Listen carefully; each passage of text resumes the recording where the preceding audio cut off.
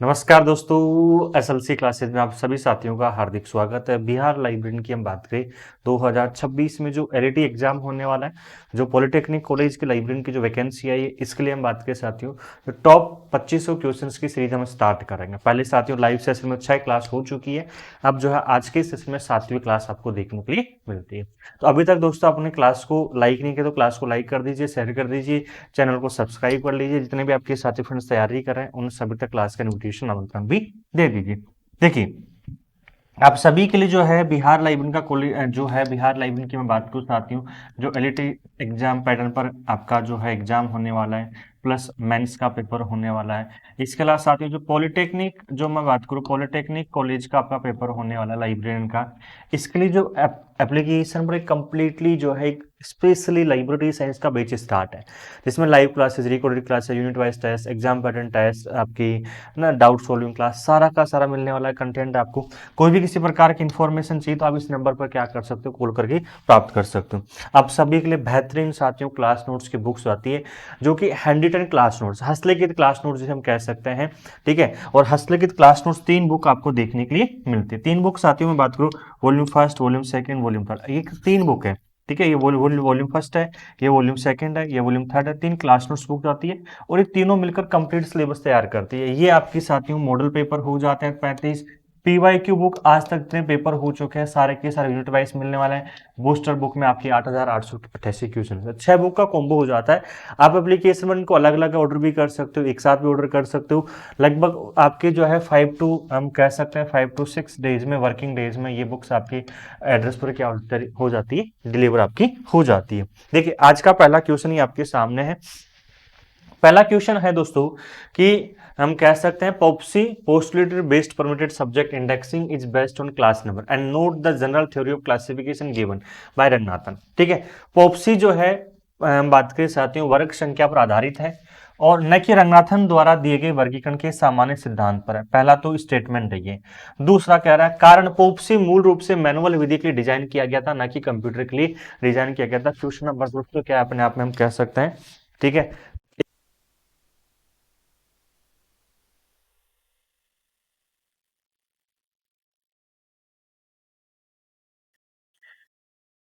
देखो भाई, 107 number Popsy क्या एक प्रकार से इंडेक्सिंग है, पॉप्सी क्या एक प्रकार से इंडेक्सिंग है, जो कि गणेश भट्टाचार्य के द्वारा इसको विकसित किया गया है।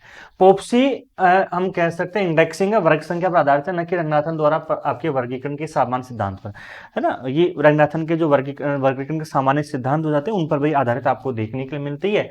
तो हम कह सकते हैं ए तो यहाँ पर क्या है, फॉल्स है, ठीक है। दूसरा कह रहा है पॉप्सी मूल रूप से मैनुअल विधि के लिए डिजाइन किया गया था, ना कि कंप्यूटर के लिए।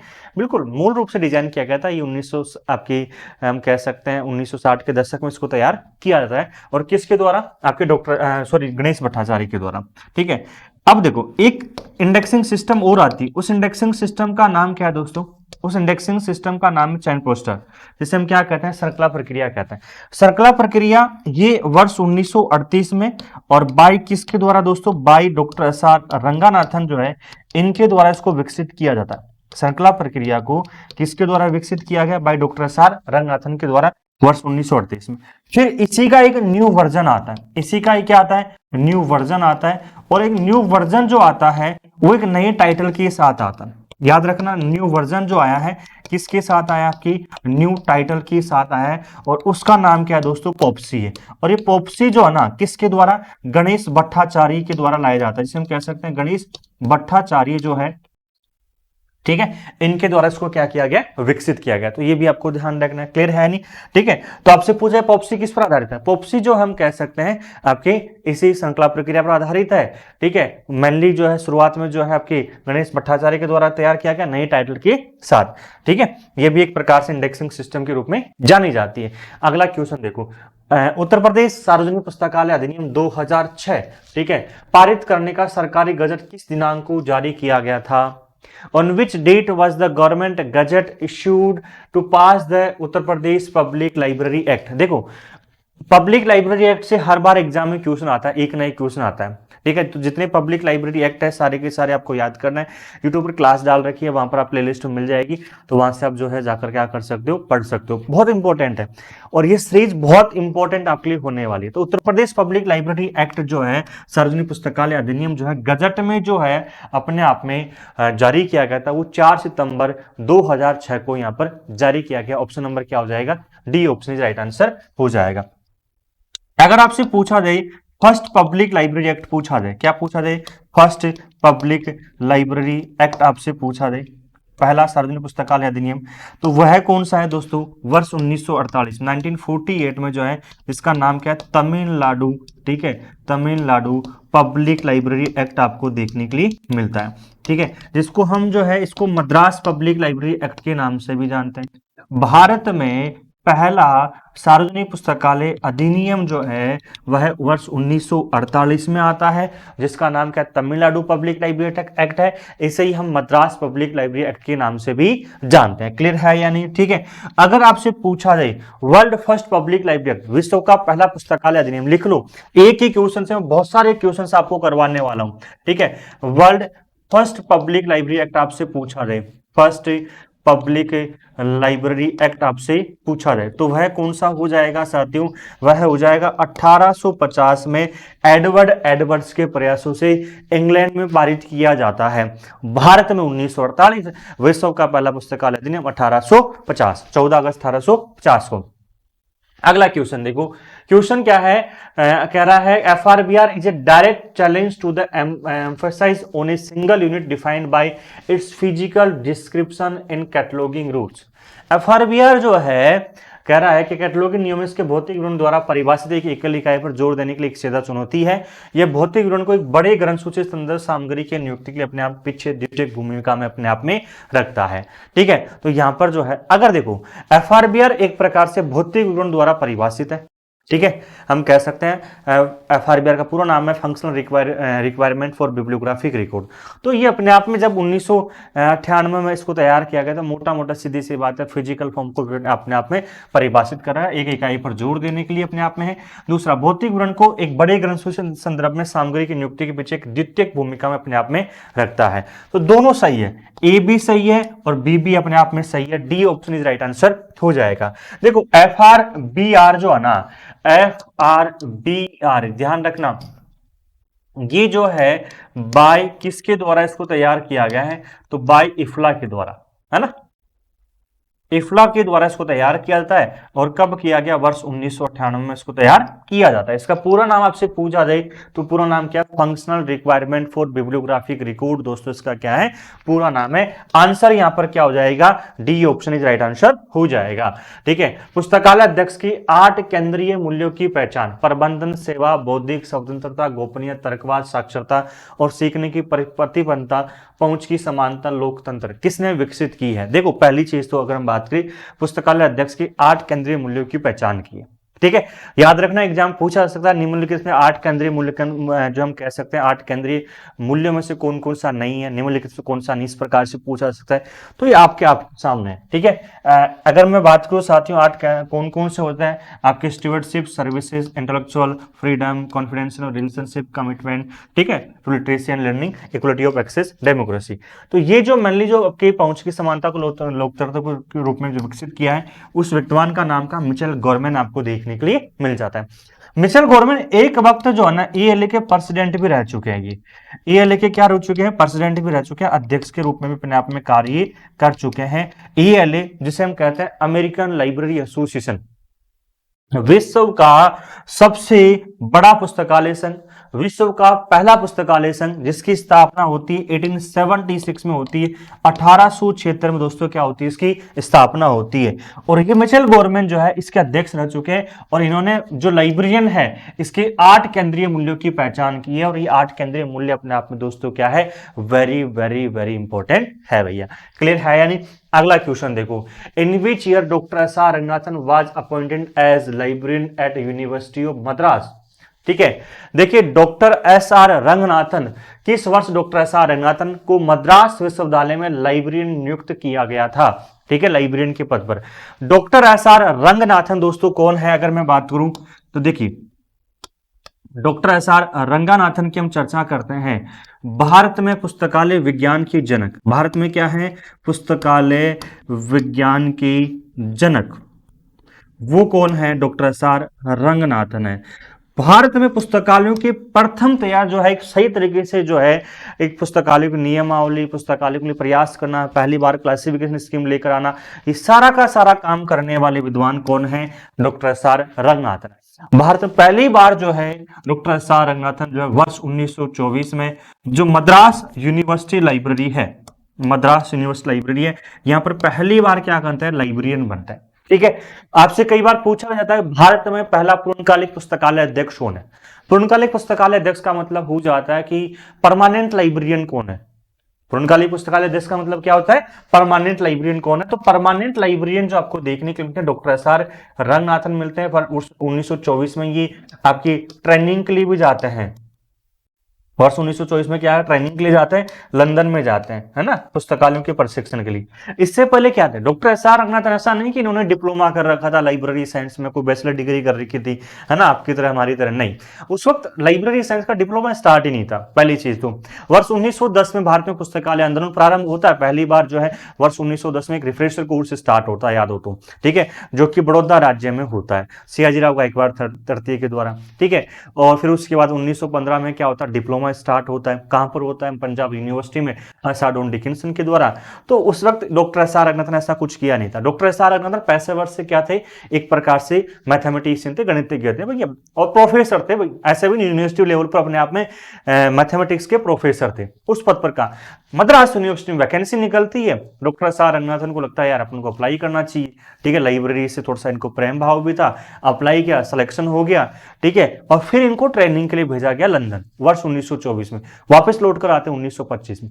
1925 में लौटकर आते हैं, क्या करते हैं, वर्ष 1928 में तो दोस्तों पहली जो है ये पुस्तक लिखते हैं। डॉक्टर एस आर रंगनाथन की पहली पुस्तक का नाम है फाइवलॉजी ऑफ लाइब्रेरी साइंस, है ना, याद रखना। इनकी फर्स्ट बुक है ना, आज भी जो है लाइब्रेरीज में जो है कोई भी किसी प्रकार के नियमों में मतभेद हो जाए, द्वंद्व हो जाए, उसमें बहुत यूज की जाती है ना। फर्स्ट बुक है ये, और क्या नाम है, five laws of library science, five laws of library science. तो ये ध्यान रखना, ठीक है। 1931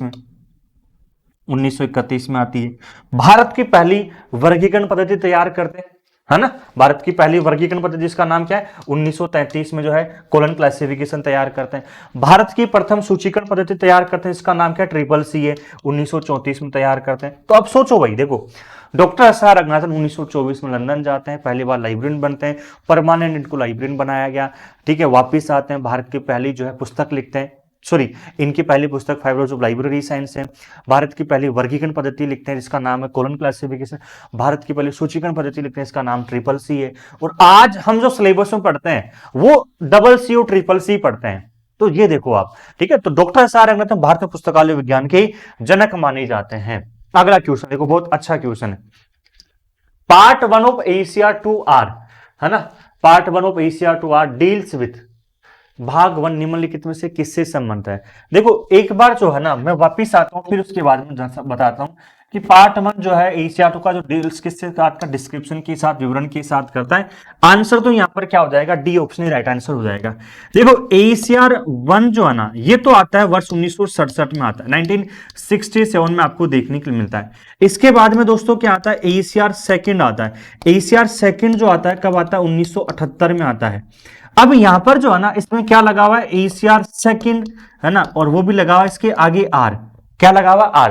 देखो ACR का पूरा नाम क्या है, ACR का पूरा नाम है एंग्लो अमेरिकन कैटलॉगिंग रूल्स, और फर्स्ट का मतलब first edition, Anglo American cataloguing rules second, second का मतलब सेकंड एडिशन। अब यहां पर जो Anglo American cataloguing rules second, और यहां पर आर का मतलब क्या होता है, रिवाइज्ड एडिशन। ठीक है, तो ACR जो 2 है इसका रिवाइज्ड एडिशन आता है, जिसे हम कहते हैं पुनः मुद्रित संस्करण, या अमेंडमेंट्स कब कब हुए हैं, संशोधित कब कब हुए हैं। तो देखो अमेंडमेंट्स जो हुए हैं ना, वो दोस्तों 1988 में हुए, 1998 में हुए और 2002 में हुए। ऐसे करके इसके 3 बार क्या हुए, अमेंडमेंट्स हुए, जिसे हम रिवाइज्ड एडिशन के नाम से भी जानते हैं, जिसे हम किस नाम से जानते हैं, रिवाइज्ड एडिशन। तो ये जो है ना, ये रिवाइज आपसे पूछा जाए एसीआर 2 का रिवाइज एडिशन कब आया, 1988, 1998, 2002 क्वेश्चन पूछा गया है। तो आप बोलोगे 1988 में है ना, क्योंकि आपसे पूछ रहा नहीं कि एसीआर 2 का पहला रिवाइज एडिशन, एग्जाम पूछ जाएगा एसीआर 2 का रिवाइज एडिशन, इट्स मींस ये पहला एडिशन के बारे में पूछ रहा है।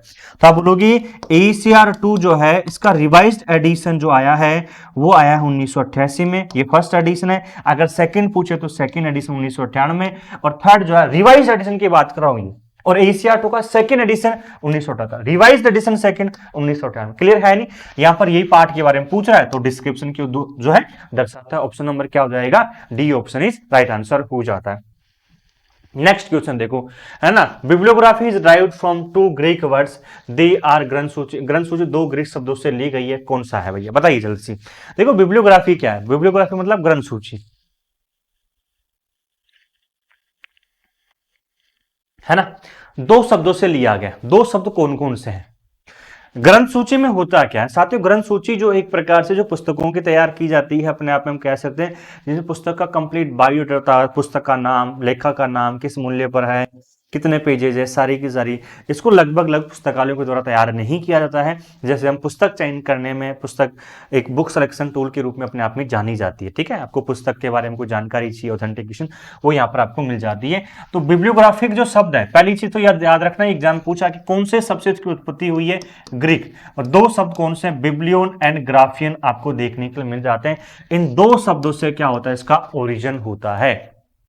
तो आंसर यहां पर क्या हो जाएगा, A option is right answer आपका हो जाता है। क्लियर है नहीं, साथ के साथ में कमेंट्स में भी आप अपने जो है ना आप आंसर देते रहिए, साथ के साथ में कुछ और आपको डाउट्स लगता है कुछ भी किसी प्रकार का, तो साथियों आपके पास नंबर है, देखो नंबर जो है ना 9672948287, इस नंबर पर आप क्या करो, व्हाट्सअप करो। देखो टाइमिंग जो रहेगा ना कॉल करने का या व्हाट्सअप करने का जो भी है ना, वो थोड़ा सा टाइमिंग का आप थोड़ा सा ध्यान रखना। सुबह आप 10 बजे से लेकर शाम को 6 बजे तक कर सकते हो, आपको हाथों हाथ उसी वक्त आपको जो है इंस्टेंट आपको रिप्लाई मिलने वाला है, ठीक है।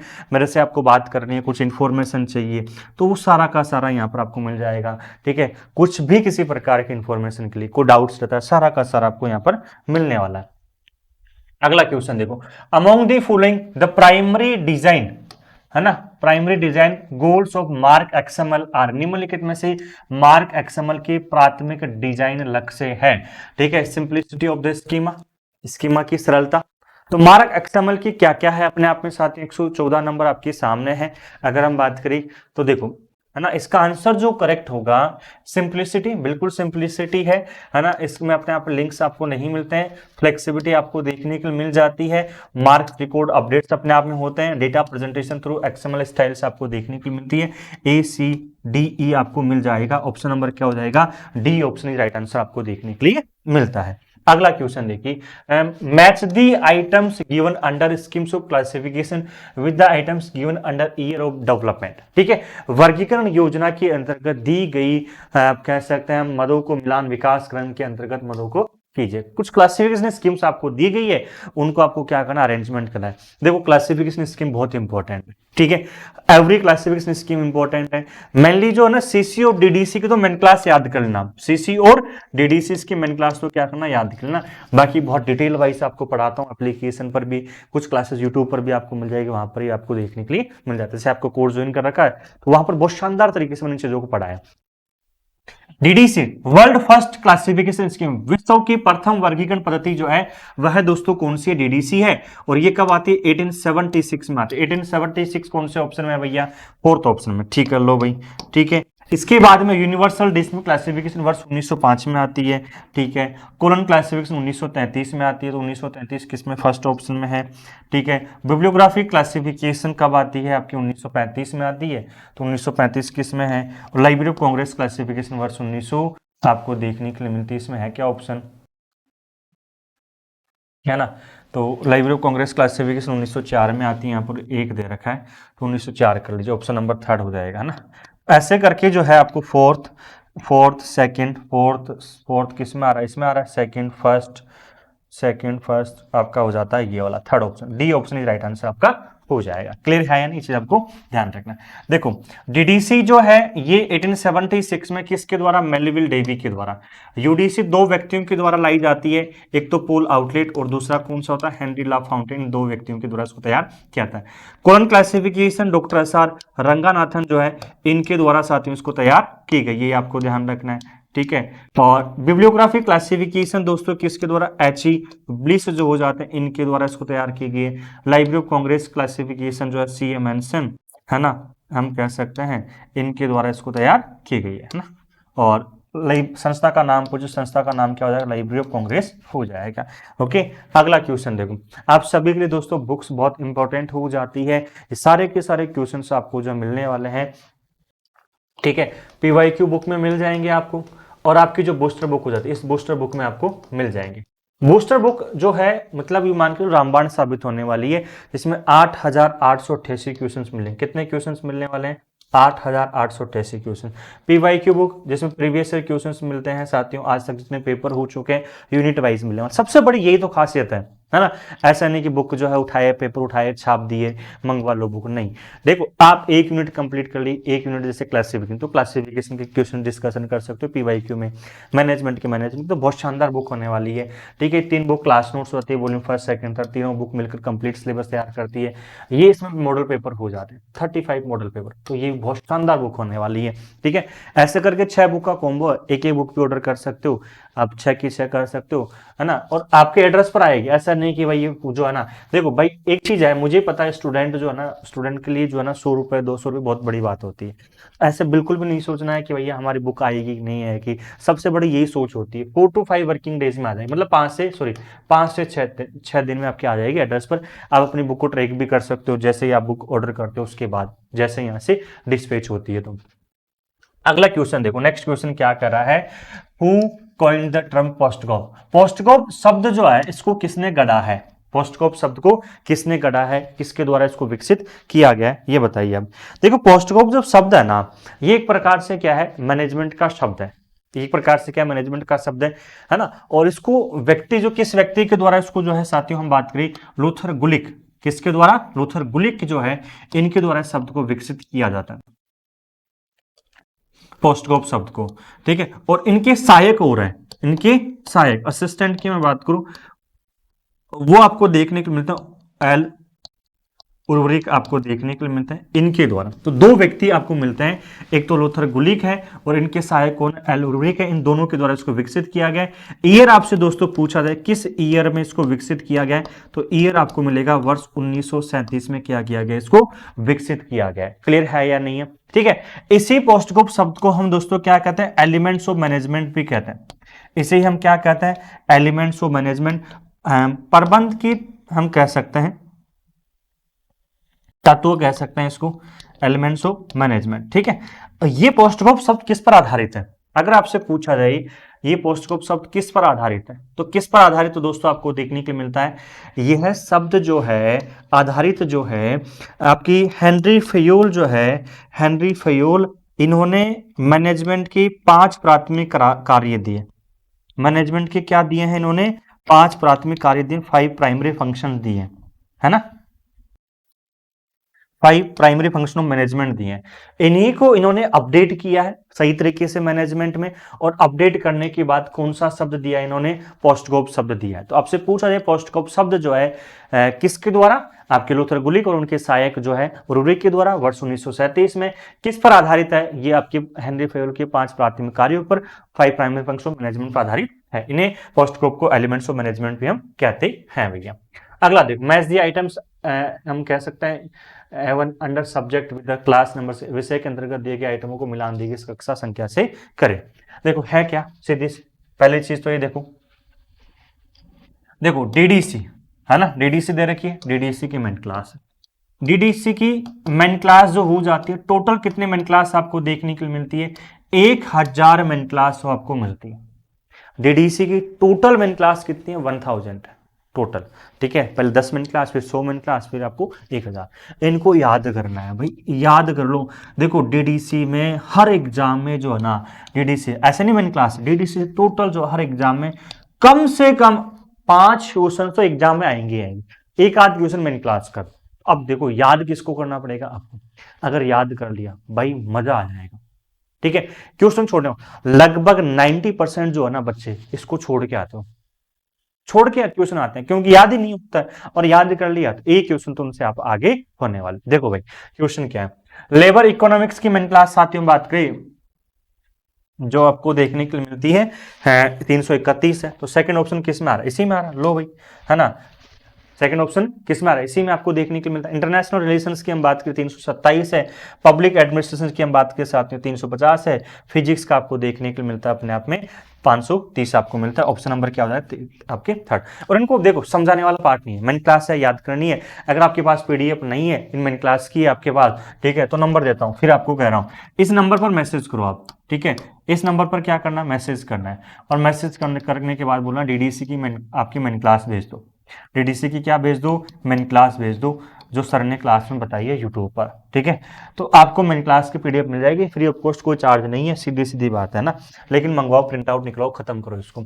आइडेंटिफाई मार्क फॉर्मेट्स, देखो मार्क क्या है दोस्तों, एक प्रकार से बिब्लियोग्राफिक रिकॉर्ड के रूप में जाना जाता है। मार्क क्या है, एक प्रकार से दोस्तों जो बिब्लियोग्राफिक रिकॉर्ड के रूप में जाना जाता है। पहली चीज तो ये ध्यान रखना, किसके रूप में, बिब्लियोग्राफिक रिकॉर्ड के रूप में जाना जाता है। और मार्क आता कब है, अगर आपसे पूछा जाए तो मार्क दोस्तों आता है आपका वर्ष 1999 में जो है अपने आप में ये विकसित किया जाता है, 1999 में विकसित किया जाता है। मार्क 21 की मैं बात कर रहा हूं, ठीक है। और एक प्रकार से सबसे ज्यादा यूज करने वाला एक प्रकार से जो है बिब्लियोग्राफिक रिकॉर्ड में इसको देखा जा सकता है। क्लियर है यानी आंसर जो क्या होने वाला है साथियों, मैं बात करूं निम्नलिखित मार्क प्रारूप की पहचान करें, बिब्लियोग्राफी है, अथॉरिटी है, इंफॉर्मेशन नहीं है, सूचना के पहले अपने नहीं, होल्डिंग्स अपने आप में करता है।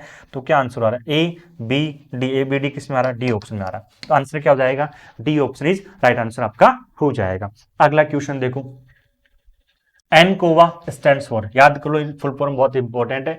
एनकोवा का पूरा नाम क्या, एनालिसिस ऑफ कवरेंस आपको देखने के लिए मिलता है। ऑप्शन नंबर क्या हो जाएगा, B option is right answer हो जाएगा। अगला क्वेश्चन देखो, नेक्स्ट क्वेश्चन क्या है, ठीक है, match the items under documentation centre with their items. Documentation centre से हम क्या कहते हैं दोस्तों, प्रलेखन केंद्र कहते हैं। डॉक्यूमेंटेशन सेंटर को हम क्या कहते हैं, प्रलेखन केंद्र कहते हैं। और प्रलेखन केंद्र जो अपने आप में हर क्षेत्र में काम करते हैं, आपके डिफेंस के क्षेत्र में, आपके साइंस के क्षेत्र में, लाइब्रेरी साइंस के क्षेत्र में, ठीक है। तो सारे के सारे डॉक्यूमेंटेशन सेंटर आपको देखने के लिए मिलते हैं। अब देखो डेसीडॉग आपका जो अपने आप में साथियों कब आता है, ये 1958 में आता है, ठीक है। निषाद कब आता है, 1976 में आपको देखने के लिए मिलता है ना।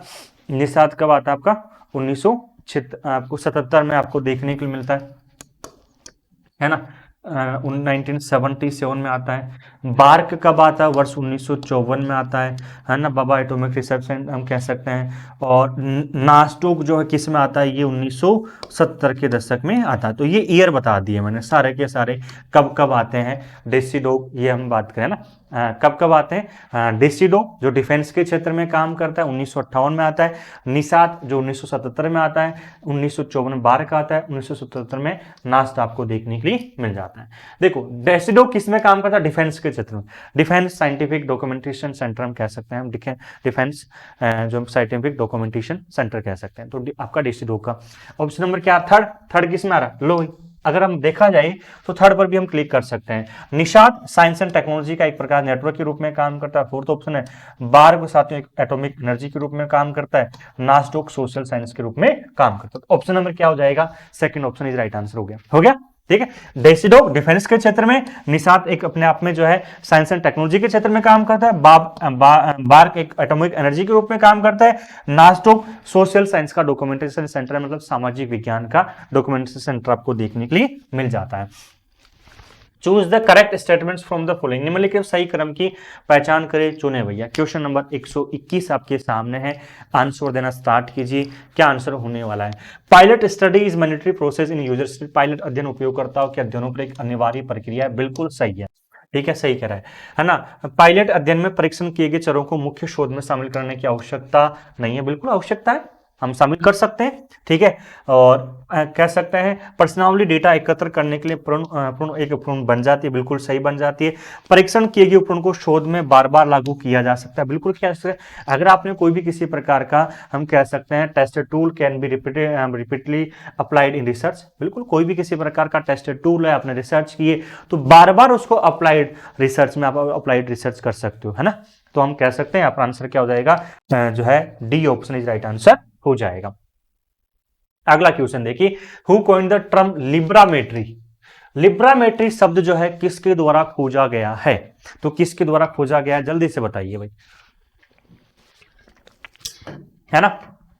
देखो क्लास अगर साथियों मजा आ रहा है ना आपको, तो क्लास को लाइक और शेयर करना है। बहुत शानदार तरीके से मैं आपके लिए जो है सीरीज ये स्टार्ट किए, आपको लास्ट तक मिलने वाली है।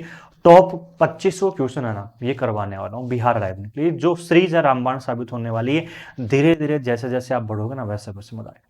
जो क्वेश्चंस आपको नए मिलते हैं, जो पहली बार कर रहे हो, कॉपी बनाओ एक और लिखना स्टार्ट कर दो, सीधी सी बात है। देखो लिब्रामेट्री जो शब्द है ना, अगर मैं बात करूं, लिब्रामेट्री शब्द किसके द्वारा खोजा गया, बाय डॉक्टर एस.आर. रंगनाथन, वर्ष 1948। एक कॉन्फ्रेंस होती है, एक क्या होती है दोस्तों, एनुअल कॉन्फ्रेंस होती है, देखो भाई, है ना। एनुअल कॉन्फ्रेंस वार्षिक सम्मेलन होता है। ये वार्षिक सम्मेलन एसलिब का होता है, किसका होता है, एसलिब, है ना। अब एसलिब की वो चर्चा करेंगे अभी। अब एसलिब का एक एनुअल कॉन्फ्रेंस हो रहा है, और ये हो रहा है इंग्लैंड में। कहां पर हो रहा है, इंग्लैंड में हो रहा है। और कब हो रहा है, ये 1948 में हो रहा है, ठीक है। अब यहां पर डॉक्टर एस.आर. रंगनाथन को भी आमंत्रित किया गया था। यहां पर भैया डॉक्टर साहब भी पहुंचते हैं वर्ष 1948 में। इस सम्मेलन में डॉक्टर एस.आर. रंगनाथन भैया संबोधन कर रहे हैं, सभी को बता रहे हैं क्या है क्या नहीं लाइब्रेरीज के लिए। अब डॉक्टर एस.आर. रंगनाथन कहते हैं कि भैया लाइब्रेरीज में जो है ना, एक तो स्टैटिकल सांख्यिकी जो हो जाते हैं, एक मैथमेटिक्स हम बात करें, ये दोनों चीज है ना, टेक्निक्स जो है हम बात करें, टेक्निक्स हम कह सकते हैं, ये अप्लाई करने के लिए बोलते हैं। ये क्या करते हैं, अप्लाई करने के लिए बोलते हैं कि भाई सांख्यिकी, स्टैटिकल और मैथमेटिक्स जो है कहां पर अप्लाई किया जाना चाहिए, लाइब्रेरीज में अप्लाई किया जाना चाहिए। अब लाइब्रेरीज में अप्लाई किया जाना चाहिए, तो इसके लिए एक शब्द यूज किया गया, अप्लाई करने के लिए एक शब्द जो है, एक शब्द का क्या किया गया, प्रयोग किया गया। और शब्द का नाम क्या है दोस्तों, लिब्रामेट्री है। उस शब्द का नाम क्या है, लिब्रामेट्री, आपको देखने के लिए मिलता है। आ रहा है समझ में सभी को। Doctor SR. रंगनाथन जो है, पैसे से हम बात करें, लाइब्रेरियन बनने से पहले पूर्व दोस्तों एक मैथमेटिशियन थे, गणितज्ञ थे। अब पहले भी हमने चर्चा की है ना। और गणितज्ञ 1924 से पहले प्रोफेसर थे कॉलेज में, यूनिवर्सिटी लेवल पर अपने आप में थे भैया, है ना। 1924 में लाइब्रेरियन बनते हैं। उसके बाद लाइब्रेरियन के बनने के बाद लाइब्रेरियन बहुत अपना काम करते हैं। भारत में जो पुस्तकालयों का विकास, डेवलपमेंट, ढांचा सब कुछ देखते हो भाई, इन्हीं की बदौलत, यही भाई साहब है, इन्होंने सारा का सारा काम किया, बाकी और कुछ नहीं है। बाकी तो सब आए गए हैं, सीधी सी बात है ना। तो लाइब्रेरी साइंस में भारत में अगर सुनते हो, तो कोई डॉक्टर एस.आर. रंगनाथन के कोई इतना बराबरी के लिए भी काम अपने आप में नहीं किया, ठीक है। और ना तो क्लासिफिकेशन ना कैटलॉगिंग में। तो यहाँ पर भाषण दे रहे हैं, कह रहे हैं कि लाइब्रेरीज में जो टेक्निक्स है, लाइब्रेरीज में जो पाठक आ रहे हैं, उनको कैसे जो है अपने आप पुस्तकालय पुस्तकों की तरफ आकर्षित करना है, कैसे सर्विसेज देनी है। तो लाइब्रेरियन को जो है दो चीजें और अप्लाई करनी चाहिए, एक तो स्टैटिकल और मैथमेटिक्स टेक्निक्स जो है, लाइब्रेरी में मैथमेटिक्स टेक्निक्स पे अप्लाई करनी चाहिए। तो मैथमेटिक्स टेक्निक्स अप्लाई करने से इस शब्द के लिए जो एक शब्द यूज किया गया, इन दोनों के लिए, उस शब्द का नाम लिब्रामेट्री। तो पूछा लिब्रामेट्री शब्द किस सम्मेलन में, आपका एसलिब का कॉन्फ्रेंस होता है 1948 में, इंग्लैंड में होता है। यहां पर जो है शब्द का प्रयोग किया गया। आ गया समझ में, है ना। देखो भाई, है ना, मेरा जो टारगेट है ना, देखो क्वेश्चंस करेंगे टॉप 2500 क्वेश्चन, लेकिन इस 2500 क्वेश्चन में टाइम पास नहीं करना है मुझे क्या नहीं करना है, टाइम पास। टाइम पास का मतलब देखो, आप सभी की जो थिंकिंग क्या होती है, सर क्वेश्चन फटाफट फटफट क्वेश्चन करवा दो, आंसर बता दो। तो फटफट क्वेश्चन करना है तो बूस्टर बुक मंगवा लो और उसको पढ़ते रहो, एक को बोल दो जो वो आपको सुनाता रहेगा, नहीं ना। अगर आप उस क्वेश्चन को पढ़ोगे, उस क्वेश्चन पर जो है ना मैं एक ही चीज करवा रहा हूँ, क्या है क्या नहीं, उसके आसपास की इंफॉर्मेशन करवा रहा हूँ, तभी तो सीरीज का मजा आएगा, है ना। तो उस अपना जो है ना पूरा का पूरा पार्ट है ना, उस पार्ट को जो सीरीज हम चला रखी है सीरीज की, इसमें बहुत शानदार तरीके से जितने भी आसपास के क्वेश्चन बनते हैं वो भी हम डिस्कशन कर रहे हैं। तो ये चीज याद रखो, है ना। तो जल्दी जल्दी ऐसा नहीं है, और आराम से जो है क्वेश्चन आपको मिलने वाले हैं। Arrange the following steps in logical order in the process of collection of development। संग्रह विकास की प्रक्रिया में निम्नलिखित चरणों को तार्किक क्रम में व्यवस्थाकरण करें, है ना। संग्रह विकास नीति पुस्तकालय में हम कह सकते हैं जो आपकी कलेक्शन डेवलपमेंट है, उनको जो है क्या करना है, अरेंजमेंट आपको करना। अच्छा क्वेश्चन है ना, क्या क्वेश्चन है, अच्छा क्वेश्चन है। तो देखो पहला तो एक्विजिशन, आपको सबसे पहले हम क्या करें जब भी हम पुस्तकालय, देखो है ना, ये आपका जो मैनेजमेंट में हम टॉपिक पढ़ते हैं आपके जो साथियों, सिलेक्शन, एक्विजिशन, है ना, एक्विजिशन, वो वाला पार्ट है। तो सबसे पहले हम पुस्तकों को क्या करते हैं, एक्विजिशन करते हैं। सबसे पहले क्या करते हैं, पुस्तकों का अधिग्रहण करते हैं, है ना। अधिग्रहण, एक्विजिशन का मतलब साथियों जो पुस्तक में, पुस्तक कौन सी खरीदी जाएगी, क्या मूल्य रहेगा, ठीक है, विक्रेता जो हो गया उससे क्या भाव मूल भाव करना है, पुस्तकालय में कब पुस्तकें आएगी, सारा का सारा जो है ना ऑर्डर देना, सारा का सारा सबसे पहले यही काम करते हैं। फिर टेक्निकल प्रोसेस में जाती है। तो पहले बी ऑप्शन, बी किस में आ रहा है, इसमें भी आ रहा है, इसमें भी आ रहा है, देखो। फिर उसके बाद टेक्निकल, तकनीकी विभाग में जाती है, हम क्लासिफिकेशन और कैटलॉगिंग करते हैं। तो बी ए, तो बी ए इसमें आ रही है, तो लो कट गया, ऑप्शन नंबर क्या हो जाएगा, डी ऑप्शन राइट आंसर।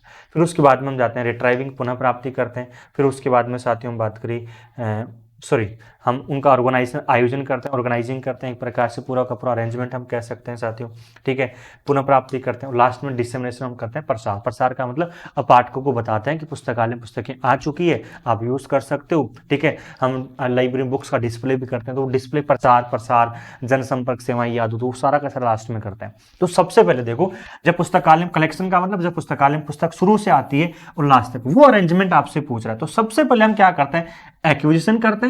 इसके बाद में साथियों हम क्या करते हैं, टेक्निकल, क्लासिफिकेशन और कैटलॉगिंग करते हैं, टेक्निकल सेक्शन में जाती है। फिर पुस्तकों का अरेंजमेंट करते हैं, ऑर्गेनाइज उनको करते हैं सारा का सारा। फिर उनको पुनः प्राप्त करते हैं, रिट्राइव करते हैं। हम बात करें साथियों जो एक प्रकार से कि भाई ऑर्गेनाइज करने का प्राप्त कर सकते हैं, नहीं कर सकते। और फिर उसके बाद डिसेमिनेशन करते हैं, प्रचार, प्रसार, जनसंपर्क, समय।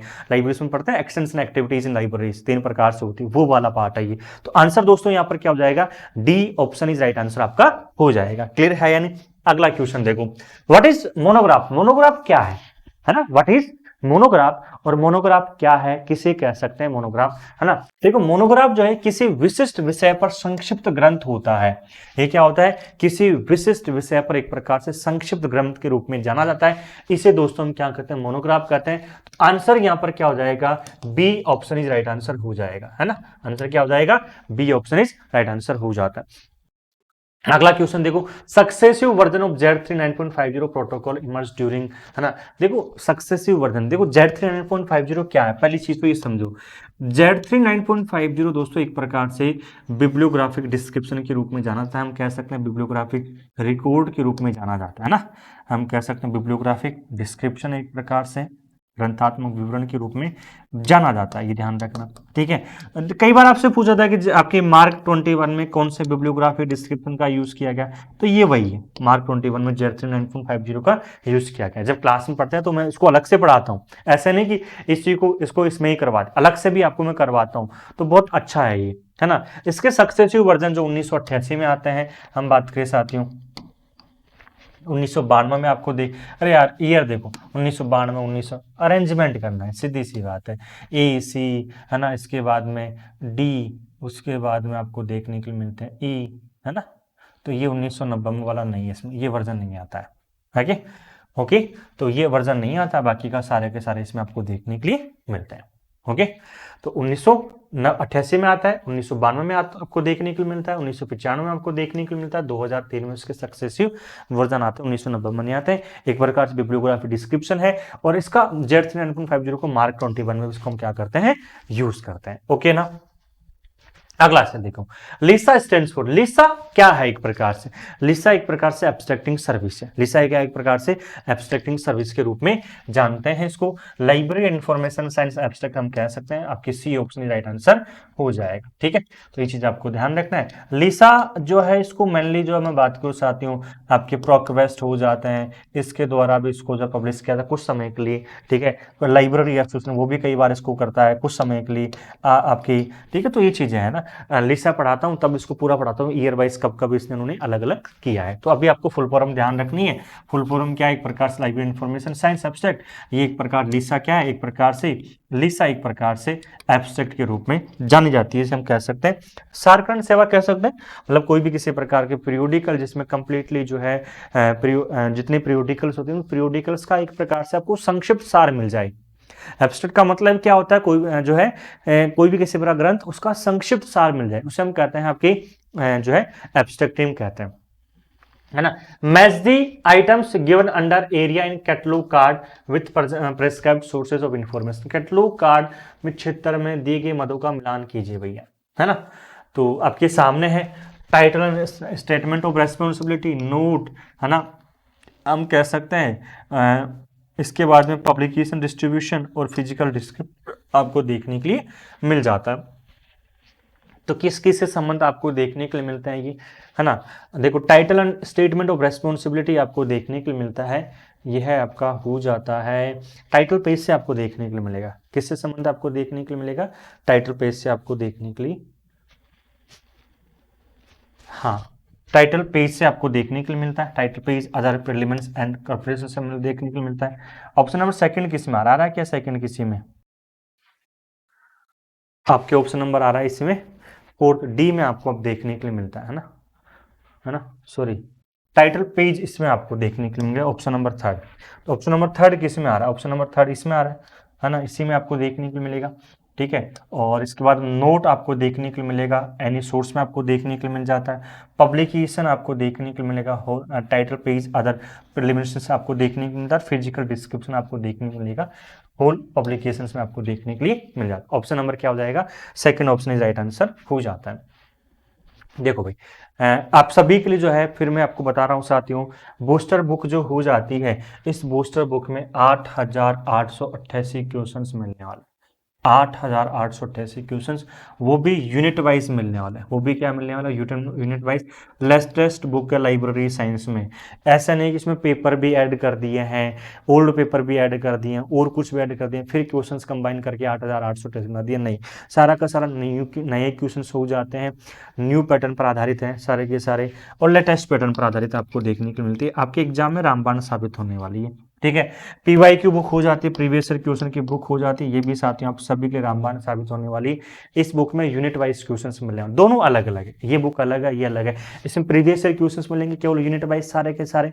ठीक है, इसमें नए क्वेश्चंस मिलने वाले, प्रीवियस ईयर क्वेश्चंस में शामिल नहीं किया गया। ठीक है, एप्लीकेशन डाउनलोड कीजिए, यहां से आप क्या कर सकते हो, इस बुक को ऑर्डर कर सकते हो। Identify the key benefits of the cross REF DOI for libraries, पुस्तकालय क्रॉस रेफरेंस DOI के मुख्य लाभों की अपने आप में क्या करें, पहचान करें। क्वेश्चन नंबर 128 आपको देखने के लिए मिल जाता है। तो देखो ये अपने आप में वास्तव में स्थायी लिंक के रूप में जाना जाता है। ठीक है, अधिकृत संसाधनों का एक बढ़ता उपयोग भी जाना जाता है, हम कह सकते हैं रिसोर्सेज संसाधन साझाकरण के रूप में भी जाना जाता है, उन्नत हम कह सकते हैं एनहांस एंड कस्टमाइजेशन के लिए अपने आप में नहीं होता। तो ऑप्शन नंबर क्या हो जाएगा, A option is right answer आपका हो जाता है। ठीक है, अगला क्वेश्चन देखो, next question, the headquarters of ILA is associated with, headquarter of ILA, ILA का हेडक्वार्टर कहां पर है।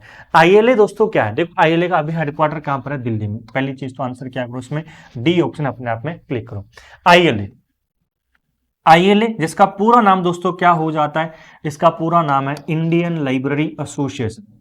पूरा नाम क्या है, इंडियन लाइब्रेरी एसोसिएशन, भारतीय पुस्तकालय संघ के रूप में दोस्तों क्या है, ये अपने आप में जाना जाता है। पहली चीज तो ध्यान रखना, इसकी स्थापना वर्ष 1933 में होती है। ठीक है, राष्ट्रीय स्तर पुस्तकालय संघ के रूप में अपने आप में काम करता है। क्लियर है या नहीं। ठीक है, जैसे USA का या विश्व का पहला पुस्तकालय संघ कौन सा, ALA, अमेरिकन लाइब्रेरी एसोसिएशन। ऐसे भारत का जो है राष्ट्रीय स्तर पर पुस्तकालय संघ कौन सा, ILA। ये नेशनल लेवल पर काम करता है, ये भी ध्यान रखें। ये किस लेवल पर अपने आप में काम करता है, नेशनल लेवल पर अपने आप में काम करता है। ठीक है, ये आपको ध्यान रखना है। ठीक है, अगला देखो भाई, choose the correct statements from the following, निम्नलिखित में सही कथन की पहचान करें, है ना। कथन क्या है, विधान राज्य में सार्वजनिक पुस्तकालयों का प्रावधान सुनिश्चित है। पुस्तकालय विधान राज्य में सार्वजनिक पुस्तकालयों का प्रावधान सुनिश्चित करता है, एक प्रकार से बिल्कुल करता है। विधान का मतलब दोस्तों क्या होता है ना। पहला क्वेश्चन तो क्या है, विधान, विधान का मतलब क्या, विधान का मतलब होता है act, library legislation.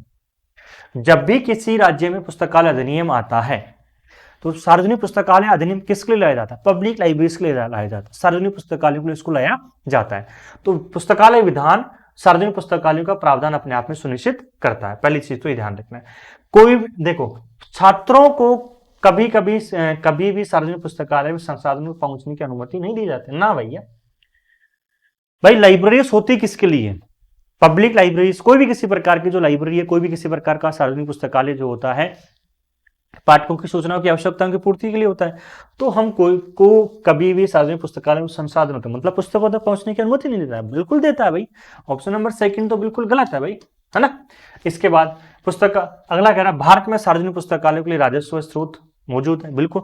Library cess भी हम लगाते हैं, ठीक है। कोई भी व्यक्ति सार्वजनिक पुस्तकालय उपलब्ध जानकारी तक पहुंच सकता है, बिल्कुल पहुंच सकता है। तो क्या कर रहा है, ए सी डी किसी में आ रहा है, ये लो भाई। ऑप्शन नंबर क्या हो जाएगा, D option is right answer हो जाएगा। सार्वजनिक पुस्तकालय किसे कहते हैं, ऐसा पुस्तकालय जो जनता के लिए, जनता के द्वारा, जनता के धन से संचालित किया जाता है। अगर आपके आसपास कोई पब्लिक लाइब्रेरी, वहां पहुंच सकते हो, आप जा सकते हो, कोई बिना रोक टोक, वहां पर कोई भी किसी प्रकार की बुक है उसको एक्सेस कर सकते हो, पढ़ सकते हो। आप लाइब्रेरी की मेंबरशिप लेकर, आप अगर लाइब्रेरी की मेंबरशिप लेकर आप पुस्तक इश्यू रिटर्न भी करवा सकते हो। अगर लाइब्रेरी आपकी बुक्स आपको इश्यू रिटर्न करती है, आदान प्रदान की सुविधा देती है, तो आप अपने घर पर भी इसको लेकर जा सकते हो। तो ये आपको ध्यान रखना है, ठीक है। अगला क्वेश्चन देखो, SPSS is known as, SPSS को इस नाम से जाना जाता है, software package for social science, statistical package for social science, software package for soil science, standard programme for soil science. तो एसपीएसएस को किस नाम से जाना जाता है साथियों में बात करूं तो इसको जाना जाता है स्टैटिस्टिकल पैकेज फॉर आपकी हम सोशल साइंस के नाम से इसको जाना जाता है। अगला क्वेश्चन कह रहा है arrange the following states in descending order based on the year of the enactment of library legislation. पुस्तकालय कानून की, अधिनियम की वर्ष के आधार पर निम्नलिखित राज्यों को अवरोही क्रम में व्यवस्थित करो। भाई याद करना है इन चीजों को, बहुत इंपॉर्टेंट है। अगर इनको याद कर लिया पब्लिक लाइब्रेरी एक्ट को, तो एक आध क्वेश्चन यहां से आता है एग्जाम में, याद हो जाएगा। अब देखो, पहली चीज तो मैं बात करूं साथियों, जो आंसर जो है गुजरात कब आता है, गुजरात देखो, तमिलनाडु पब्लिक लाइब्रेरी एक्ट वर्ष 1948 में आता है। गुजरात जो पब्लिक लाइब्रेरी एक्ट है साथियों 2001 में आपको देखने के लिए मिलता है। कब आता है, 2001 में आपको देखने के लिए मिलता है ना। केरला आपको वर्ष 1993 या 1989 में आपको मिलता है। केरला कब मिलता है आपको, 1989 में मिलता है।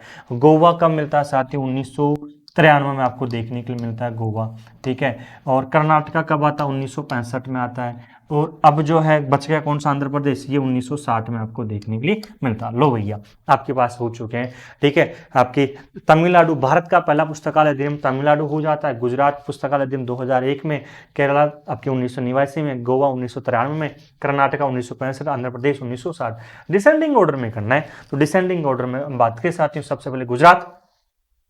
लो भाई, बी किस में आ रहा है, इसी में आ रहा है। इसके बाद में क्या आएगा, गुजरात के बाद में डी, तो डी ये, फिर उसके बाद में केरला, फिर उसके बाद में कर्नाटका, फिर उसके बाद में आंध्र प्रदेश, फिर उसके बाद में ये। तो B D C E F आपको देखने के लिए मिल जाता है। क्लियर है नहीं, ऑप्शन नंबर क्या हो जाएगा, C option is right answer हो जाता है। अगला क्वेश्चन देखो, नेक्स्ट क्वेश्चन क्या है, मिलान कीजिए भैया। टीसीपी आईपी मॉडल निम्नलिखित में से संबंध आपको देखने के लिए मिलता है ना। टीसीपी आईपी मॉडल जो है किससे संबंध आपको देखने के लिए मिलता है, किससे संबंध आपको देखने के लिए मिलता है, ठीक है। एक इंटरनेट एक्सप्लोरर हटा दो, इंटरनेट लेयर हटा दो, बाकी के सभी सही है। Application, transport layer, network layer, physical layer, तो A B C and D is right answer हो जाएगा। Option number A is right answer आपका हो जाता है। The concept of 5 fundamental category has been used in, 5 मौलिक श्रेणी की अवधारणा का उपयोग किसमें किया गया। ये 5 फंडामेंटल कैटेगरी है। 5 फंडामेंटल कैटेगरी को कहते हैं 5 मौलिक श्रेणियां कहते हैं, या 5 मूलभूत श्रेणियां भी कहते हैं। तो 5 मूलभूत श्रेणियों का जो यूज किया गया ना, वो कोलन क्लासिफिकेशन में किया गया। किसमें किया गया, कोलन क्लासिफिकेशन। भारत की पहली वर्गीकरण पद्धति के रूप में जानी जाती है, कोलन क्लासिफिकेशन जानी जाती है। क्लियर है। कोलन क्लासिफिकेशन जो है ना, इसमें 5 फंडामेंटल कैटेगरीज का यूज किया गया। किसका यूज किया गया, 5 फंडामेंटल कैटेगरीज। और 5 फंडामेंटल जो कैटेगरी है वो कौन सी है भैया, अगर आपको याद हो तो 5 मूलभूत श्रेणियां कौन सी है, किसे कह सकते हैं, तो वो दोस्तों आपकी है PMEST है। कौन सी है, PMEST आपको देखने के लिए मिलती है। P का मतलब दोस्तों क्या होता है, पर्सनैलिटी होता है। P का मतलब पर्सनैलिटी आपको देखने के लिए मिलता है। M का मतलब दोस्तों क्या हो जाता है, मैटर आपको देखने के लिए मिलता है। E का मतलब क्या होता है, एनर्जी आपके लिए हो जाता है, ठीक है। S का मतलब स्पेस आपको देखने के लिए हो जाता है। और T का मतलब क्या होता है, टाइम आपको देखने के लिए मिल जाता है ना। टी का मतलब यहाँ पर लिखता हूँ टाइम आपको देखने के लिए मिल जाता है। लो भैया, ये 5 मूलभूत श्रेणी आपको लिए हो जाती, क्लियर है नहीं, है ना। जो कि कोलन क्लासिफिकेशन कंप्लीटली किस पर आधारित है, कोलन क्लासिफिकेशन कंप्लीटली 5 मूलभूत श्रेणियों पर आधारित है। पर्सनालिटी का योजक चिन्ह कोमा है, मैट्रिक का साथियों आपके सेमीकोलन आपको देखने के लिए मिलेगा, ठीक है। इसका कोलन आपको देखने को मिल जाता है, इसका डॉट हो जाता है और इसका सिंगल कॉमा आपका हो जाता है, ओके है नहीं। अगला क्वेश्चन देखो, next question, the present name of ASLIB. ASLIB क्या है भाई, पहली चीज तो बताओ। एस्लिब आपके यूके का, एस्लिब क्या है, एस्लिब जो है यूके हम कह सकते हैं, यूके कह सकता हूं, इंग्लैंड कह सकता हूं, यहां का दोस्तों अपने आप में क्या है, एक प्रकार से स्पेशल लाइब्रेरी एसोसिएशन है, स्पेशल लाइब्रेरी एसोसिएशन, विशिष्ट पुस्तकालय संघ के रूप में जाना जाता है, ठीक है। इसकी स्थापना जो है वर्ष 1924 में होती है, ये ध्यान रखना। जैसे भारत का विशिष्ट पुस्तकालय संघ कौन सा, आइजलिक है। जैसे यूएसए का विशिष्ट पुस्तकालय संघ कौन सा, एसएलए है, ठीक है। ऐसे ही यूके का विशिष्ट पुस्तकालय संघ कौन सा हो जाता है आपके, हम कह सकते हैं एस्लिब कह सकते हैं। इसका पूरा नाम क्या है, एसोसिएशन ऑफ इंफॉर्मेशन मैनेजमेंट के रूप में जाना जाता है। इसका पूरा नाम C option is right answer हो जाएगा, ठीक है। ऑप्शन नंबर क्या हो जाएगा, एस्लिब का वर्तमान नाम पूछ रहा है ना, तो वर्तमान नाम एसोसिएशन ऑफ इंफॉर्मेशन मैनेजमेंट बिल्कुल सही है। पूर्व नाम था एसोसिएशन ऑफ लाइब्रेरी इंफॉर्मेशन ब्यूरोक्स हम कह सकते हैं, स्पेशल लाइब्रेरीज एंड इंफॉर्मेशन ब्यूरोक्स इसका पूर्व नाम था। वर्तमान में एसोसिएशन ऑफ इंफॉर्मेशन मैनेजमेंट जो है इसका वर्तमान में नाम आपके लिए हो जाता है। अब देखो एस्लिब है क्या, विशिष्ट पुस्तकालय संघ। ये विशिष्ट पुस्तकालय संघ क्या होते हैं, इस विशिष्ट पुस्तकालय संघ जो है, जो अपने आप में किसी एक सब्जेक्ट से संबंध है, केवल वन सब्जेक्ट संबंध लाइब्रेरी है। जैसे कोई लाइब्रेरी है ज्योग्राफी, तो ज्योग्राफी संबंध सारी बुक्स हो जाती है, ठीक है। कोई लाइब्रेरी है फिजिक्स, तो उसमें फिजिक्स संबंध बुक्स होती है, वो अपने आप में स्पेशल लाइब्रेरी है। तो उन स्पेशल लाइब्रेरीज के लिए, विशिष्ट पुस्तकालयों के लिए अपने आप में जो है ये विशिष्ट पुस्तकालय संघ अपने आप में काम करता है, यूके, इंग्लैंड, ब्रिटेन में अपने आप में काम करता है। Ranganathan committee report on development of university and college libraries was publish in 1959 by, देखो रंगनाथन की एक समिति जो अपने आप में आती है ना। हम बात करें Ranganathan committee report on development university and college libraries was publish in 1959। देखो अगर देखा जाए ना तो आंसर क्या होगा, यूजीसी। किसके लिए पब्लिश, किसके द्वारा, और इस समिति का गठन भी किसके द्वारा किया गया, यूजीसी के द्वारा किया गया, ठीक है। आईएलए के द्वारा किया नहीं जाता है, ठीक है। और बाकी देखो ट्रिपल आर हट जाएगा और इंटरनेट हट जाएगा। क्यों हट जाएगा, ट्रिपल आर की स्थापना ही 1972 में होती है, ये समिति 1959 में आ रही। इन्फिल्मनेट एक प्रकार से यूनिवर्सिटी लाइब्रेरी नेटवर्क है, और ये कब आता है, 1991 में आता है, तो ये वैसे हट जाएगा, है ना। ये 1933 में आते हैं, यूजीसी एक्ट जो है 1956 के अंतर्गत आती है। तो आंसर यहाँ पर क्या हो जाएगा, C option is right answer हो जाएगा, ओके है यानी। तो आप ऑप्शन से भी इसको काट सकते थे। Who was the proper off D, D का असली नाम कौन था, है ना। तो डी से किस, मेलविल डेवी, तो मेलविल डेवी को डी भी हम कह सकते हैं। तो आंसर क्या हो जाएगा, मेलविल डेवी। मेलविल डेवी कौन है भाई, है ना, इसको एमडी भी कहते हैं हम, इसको हम क्या कहते हैं, एमडी भी कहते हैं। मेलविल डेवी कौन है, देखो मेलविल डेवी विश्व में पुस्तकालयों के जनक जाने जाते हैं। पहली बार विश्व में, पहली बार कोई लाइब्रेरीज के बारे में सोचा है, हट के जाकर हम बात करें, है ना, वो कौन है, मेलविल डेवी, विश्व पुस्तकालयों के जनक। विश्व की पहली जो वर्गीकरण पद्धति तैयार करते हैं उसका नाम है डीडीसी। तो वो डीडीसी तैयार करता ना, ये वही विद्वान है ना, ये वही विद्वान जो कि कब आती है, 1870। आज भी दोस्तों जो है डीडीसी का क्या किया था, सर्वाधिक प्रयोग करते हैं। आज भी डीडीसी का सर्वाधिक प्रयोग करते हैं, और उसके टोटल एडिशन कितने आ चुके हैं, 23 एडिशन आपको देखने के लिए मिलते हैं, क्लियर है या नहीं। तो हम बात करें, है ना, एफसी लंकास्टर है नहीं, भारत में जो है अपने आप में कह सकते हैं पुस्तकालय के जनक डॉक्टर सारंगनाथ ने। सीए कटर जो एक स्कीम लेकर आते हैं, हम बात करें क्लासिफिकेशन एक्सपेंसिव लेकर आते हैं, एक्सपेंसिव क्लासिफिकेशन, और एक सूचीकरण पद्धति तैयार करते हैं, इसका रूल्स फॉर डिक्शनरी कैटलॉग है। सीए कटर को हम कह सकते हैं आपकी सूचीकरण का जनक भी कई बार हम जानते हैं। RXIV इजे, RXIV क्या है, एक प्रकार से फाइल एक्सटेंशन है, ठीक है, वीडियो होस्टिंग सर्विस है, repository of electronic preprints of scientific papers है, नेशनल आर्चिव्स ऑफ ऑस्ट्रिया है क्या भैया। तो ये एक प्रकार से दोस्तों क्या है, repository of electronics reprints of scientific papers के रूप में जाना जाता है, ठीक है। क्वेश्चन अगला देखो, क्वेश्चन क्या है, the term hypertext was coined bye. तो हाइपरटेक्स्ट शब्द किसके द्वारा खोजा गया था, टेड नेल्सन के द्वारा इसको खोजा जाता है। ऑप्शन नंबर क्या हो जाएगा, A option is right answer हो जाएगा। Who give the term modes of formation of subject, विषय निर्माण की विधियां किसके द्वारा दी गई है ना। हम कह सकते हैं विषय निर्माण की तरीके या विधियां शब्द किसने दिया है, तो ये देने वाले कौन है, डॉक्टर एस.आर. रंगनाथ। विषय निर्माण विधियों का टॉपिक बहुत इंपॉर्टेंट है, लगभग हर एग्जाम में 2 क्वेश्चन तो लेकर आता है ये, ठीक है। यूट्यूब पर भी क्लास करवा रखी है और एप्लीकेशन पर तो बहुत शानदार तरीके से मैंने क्लास करवाई है इसको, ठीक है। Modes of formation of subject, देखो modes of formation of subject, विषय निर्माण की विधियां। तो विषय निर्माण की विधियां जो है ये कौन, डॉक्टर एस.आर. रंगनाथ। कौन देते हैं, डॉक्टर एस.आर. रंगनाथन अपने आप में देते हैं, ठीक है। Doctor SR. रंगनाथ ने विषय निर्माण विधियां 2 बार दी है। पहली बार जो 1950 में दी, ध्यान से देना, डॉक्टर एस.आर. रंगनाथ ने विषय निर्माण विधियां 2 बार दी है, पहली बार 1950 और दूसरी बार 1960 में दी। 1950 में जो विषय निर्माण विधियां दी है वो इन्होंने 4 दी है, और 1960 में दी है ना वो 2 विषय निर्माण विधियां यहाँ पर दी है, ठीक है। और अब देखो 1950 में जो दी है ना LLDD है ना, शॉर्ट फॉर्म है, अभी मैं बताता हूं आपको। और 1960 में इन्होंने क्या करवाई थी, FD करवाई थी, हम कह सकते हैं। अब देखो L का मतलब क्या है, यहाँ पर लूज असेंबलेंस है।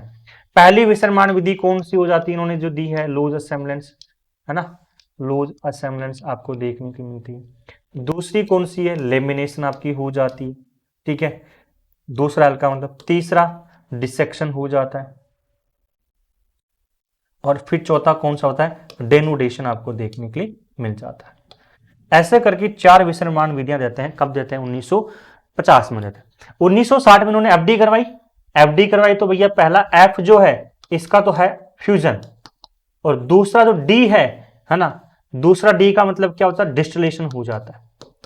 क्लियर है नहीं, तो डिस्टिलेशन जो 1960 में दी है, ओके है नहीं। तो इस प्रकार से डॉक्टर एस.आर. रंगनाथन अपने जीवन काल में जो विषय निर्माण विधियां देते हैं टोटल वो 6 विषय निर्माण विधियां देते हैं। फिर बाद में अरेंजमेंट किया गया इनको कंप्लीट, और ए नीलमेगन, गोपीनाथ और एस सीतारामन के अनुसार हम बात की तो 7 विषय निर्माण विधियां हम पढ़ते हैं आगे जाकर, जो 1907 हम बात करें 73 में जो है विषय निर्माण विधियों का अरेंजमेंट किया गया था। लेकिन पहली बार जो विषय निर्माण विधियां दी गई है वो डॉक्टर एस.आर. रंगनाथन के द्वारा दी गई है 1950, फिर उसके बाद 1960 में दी गई थी। अगला क्वेश्चन देखो, law of parsimony refers to संयम का नियम ओवरऑल इकोनॉमी से संबंध आपको देखने के लिए मिलता है। ऑप्शन नंबर क्या हो जाएगा, B option is right answer आपका हो जाता है, ठीक है। आप सभी के लिए फिर कह रहा हूं साथियों, बहुत शानदार तरीके से बुक होने वाली है जो आप सभी के लिए रामबाण साबित होने वाली है, और उस पुस्तक का नाम PYQ बुक। ये PYQ बुक जो है ना एक प्रकार से साथियों में कह सकता हूँ यूनिट वाइज होने वाली है ना। इस बुक को अगर इसका डेमो पेजेस आपको देखना है, जो भी इसके बारे में जानना है, ठीक है, तो आप एप्लीकेशन डाउनलोड कीजिए SLC क्लासेस का, गूगल प्ले स्टोर से डाउनलोड करके आप साथियों क्या कर सकते हो, इस बुक के जो डेमो पेजेस होते हैं वो भी देख सकते हो, ठीक है, वहां पर मिल जाएंगे, ऑर्डर कर सकते हो, ठीक है। 5 से 6 दिन में आपके एड्रेस पर आ जाती है। Cataloguing in publication programme was introduce, cataloguing in publication कार्यक्रम किसके द्वारा शुरू किया गया था, जैसे हम CIP हम कहते हैं, कैटलॉगिंग पब्लिकेशन को हम दोस्तों क्या कहते हैं, CIP के नाम से भी जानते हैं। ये प्रोग्राम जो है ना लाइब्रेरी ऑफ कांग्रेस के द्वारा स्टार्ट किया था, वर्ष 1971 में इसको स्टार्ट किया गया था। इसके अंतर्गत हम जो जितना भी शिक्षण रिकॉर्ड है उस रिकॉर्ड को हम क्या करते हैं, मेंटेन करते हैं। जो है ऑप्शन नंबर क्या हो जाएगा, बी ऑप्शन राइट आंसर हो जाएगा। और लाइब्रेरी ऑफ कांग्रेस की स्थापना ध्यान रखना ये कहां 1800 में होती है, और ये नेशनल लाइब्रेरी है। ये क्या है दोस्तों, एक प्रकार से नेशनल लाइब्रेरी भी है, और ये नेशनल लाइब्रेरी कहाँ की है दोस्तों, USA की अपने आप में क्या है, नेशनल लाइब्रेरी के रूप में जानी जाती है। तो आंसर जो करेक्ट होगा ना यहाँ पर वो क्या हो जाएगा, बी ऑप्शन राइट आंसर हो जाएगा। द विद्वान डेटाबेस मेंटेन्ड बाय, विद्वान डेटाबेस, विद्वान डेटाबेस का मतलब क्या होता है कि जो जितने भी यूनिवर्सिटीज हो जाती है, जितने विश्वविद्यालय हो जाते हैं, विश्वविद्यालय में जो प्रोफेसर काम कर रहे हैं, लाइब्रेरियन काम कर रहे हैं, जो कर्मचारी काम कर रहे हैं, उन सभी का बायोडाटा यहाँ पर मिलने वाला है, ठीक है भैया। उसका नाम क्या है, पता क्या है, किस वर्ष में जन्म होता है, किस वर्ष में अपने आप में लाइब्रेरियन बनता है, नियुक्ति कब होती है, किस किस पद पर काम किया, उसकी जो है अपॉर्चुनिटीज क्या है, ठीक है, उसने क्या क्या उसको जो है अवार्ड्स मिले, सारी जानकारी, मतलब जन्म कुंडली हम कह सकते हैं विद्वान डेटाबेस में ये मिलने वाला है, यूनिवर्सिटी लेवल पर मिलने वाला जो यूनिवर्सिटीज हो जाती है। तो इसको मेंटेन कौन करेगा, इन्फोनेट। और इन्फोनेट क्या है, एक प्रकार से लाइब्रेरी नेटवर्क है, पुस्तकालय नेटवर्क है। और ये पुस्तकालय नेटवर्क सीधी सी बात है मेनली जो काम करता है ना वो यूनिवर्सिटी के लिए काम करता है, जो काम करता है सही तरीके से, यूनिवर्सिटी के लिए काम करता है, ठीक है, एक ऑटोनोमस बॉडी है, और किसके अंडर रहकर काम करता है अगर आपसे पूछा जाए तो अंडर रहकर दोस्तों यूजीसी के अंडर रहकर अपने आप में काम करता है। ऑप्शन नंबर क्या हो जाएगा, A option is right answer हो जाएगा। इफ्ला एनुअल जनरल कॉन्फ्रेंस 2019 में एथेंस में होती है। इफ्ला एनुअल कॉन्फ्रेंस जो है कहां पर होती है, एथेंस में होती है। अब देखो भैया 2025 की कहां पर होगी, अस्ताना कजाकिस्तान है ना।